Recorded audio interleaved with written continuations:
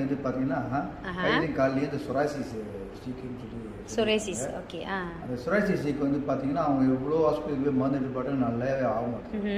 அப்புறம் அவங்க வசந்தா சொன்ன பிறகு இந்த ப்ராடக்ட் எடுத்து இதில் விஆர்4 எடுத்து பயன்படுத்தும் பொழுது அவங்களுக்கு அந்த கால் வந்து அந்த புண்ணில் காலில் தண்ணி வெடிக்கிட்டே இருக்கும். ஆனால் இது எடுத்து பிறகு அது தண்ணி நின்றுச்சுங்க, அந்த இடம் காஞ்சும் போச்சு, காஞ்சிடுச்சு. அதே மாதிரி அந்த கையிலலாம் வந்து அவங்களுக்கு வந்து ஒரு மாதிரியா தழும்பு இருக்கும். அந்த தழும்பு கூட இப்போ இல்லாத போச்சு. அப்போ அவங்களுக்கு வந்து இப்போ அவங்களே இந்த பிஸ்னஸ் செஞ்சு வேகமாக ஓட ஆரம்பிக்கிறாங்க.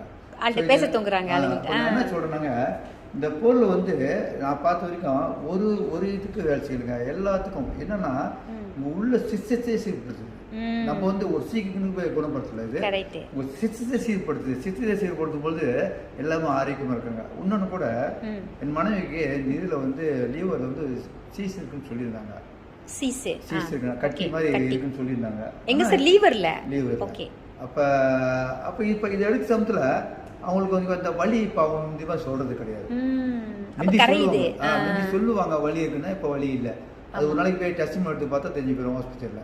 ஆமாங்க சார். ஏன்னா நம்மளோட சயின்டிஸ்ட் ஆராய்ச்சி பண்ணி வெளியாக்குனதே வந்துட்டு இந்த விஆர்4 வந்துட்டு கட்டிங்களை உடைக்கிற தன்மை இருக்குன்னு வெளியாக்குனாங்க சயின்டிஸ்ட் ஆராய்ச்சி பண்ணி. மேபி அது உண்மையா தான் இருக்கும். ஏன்னா வந்து இப்ப நான் கூட பாத்தீங்கன்னா எனக்கு இந்த ப்ராடக்ட் எடுக்கிறதுக்கு முன்பு காலில் வந்து நரம்புகள் வந்து மறுக்கும்.